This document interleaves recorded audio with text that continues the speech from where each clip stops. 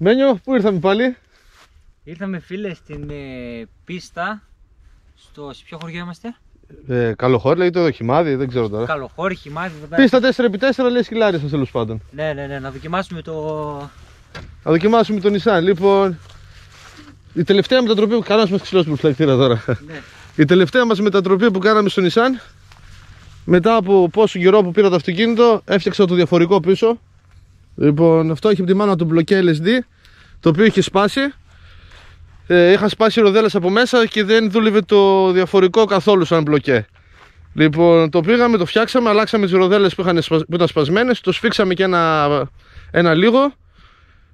Λοιπόν, τώρα θα το δοκιμάσουμε να δούμε τι κάνει. Μόλις το πήραμε από το συνεργείο, επομένως και να χαλάσει ξανά πάλι εκεί. Μας περιμένει σπήλιος. Μας περιμένουν εμάς τώρα εκεί να το φτιάξουμε.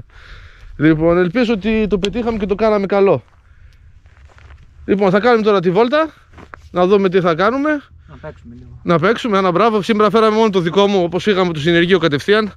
Θα έρθουμε άλλη φορά με τα υπόλοιπα οχήματα να έχουμε πιο ολοκληρωμένο παιχνίδι. Κάναμε τη βόλτα μας και να δούμε τι θα δούμε. Λοιπόν, ξεκινάμε για να κάνουμε τις δοκιμές. Είσαι έτοιμος? Πάμε. Κάμεραμάν. Κάμεραμαν Μένιος, κλακέτα.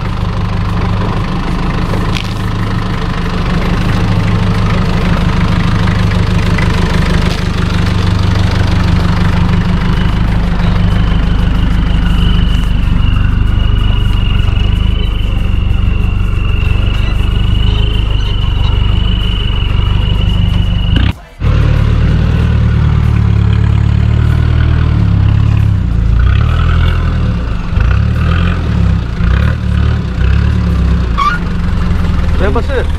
Περίμενα εδώ.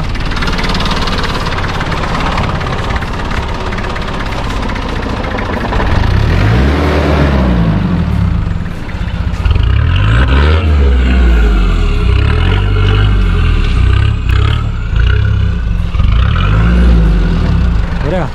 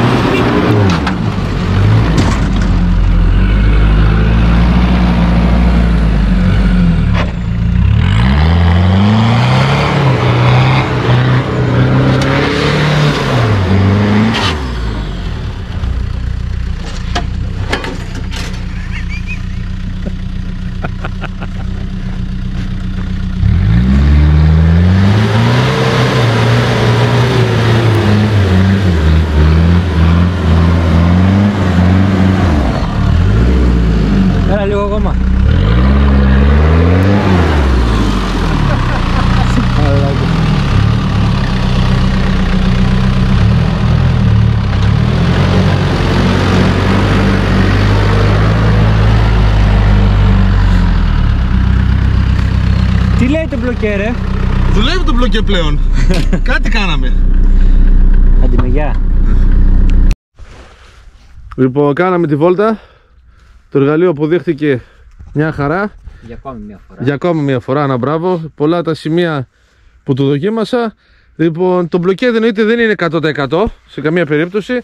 Αυτό από τη μάνα του λένε ότι είχε 50-50 το διαφορικό. Λοιπόν, όταν του πήρα εγώ δεν δούλευε καθόλου το διαφορικό εννοείται. Γι' αυτό και το φτιάξαμε από την αρχή.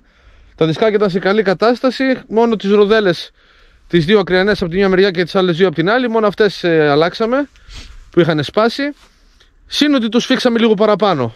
Τώρα λεπτομέρειες για το σφίξιμο δεν ξέρω να σας δώσω ακριβώς. Αυτά ο μάστορας τα ξέρει. Το μόνο που ξέρω είναι ότι βάλαμε πιο χοντρές ροδέλες. Εκτός από ένα σημείο που το είδα και στο βίντεο πιο πριν, που δεν σπινιάριζαν και δύο, κατά τα άλλα σε όλες τις άλλες περιπτώσεις το διαφορικό δούλευε όπως το ήθελα να δουλεύει. Να μπορεί να περπατάει και στον δρόμο, να κάνουμε και το ταξίδι μας, να μπορώ να το φορτώσω και όλα στα αυτοκίνητα χρειάζεται, να μην έχω πρόβλημα. Σε γενικές γραμμές ικανοποιημένος. Στις γενικές γραμμές βασικά είναι αυτό που ήθελα. Το αυτοκίνητο είπαμε δεν είναι μόνο για βουνό, είναι και για βόλτα, είναι και για ταξίδια, είναι για όλες τις δουλειές. Πώς είδες ρε Μένιο? Περιμένω τους άξονες. Περιμένεις τους άξονες? Επόμενο βήμα γίνει εξονάδο τώρα. Εδώ έχουμε ακόμα ένα διαφορικό που το κάναμε επισκευή. Να το έχουμε και αυτό καβάτσα, δεν ξέρεις τι γίνεται. Συμβαίνουν και απρόοπτα πολλές φορές. Λοιπόν, σας ευχαριστούμε που παρακολουθήσατε και τα λέμε την επόμενη φορά που θα είναι και όλη η ομάδα μαζεμένη. Τα λέμε.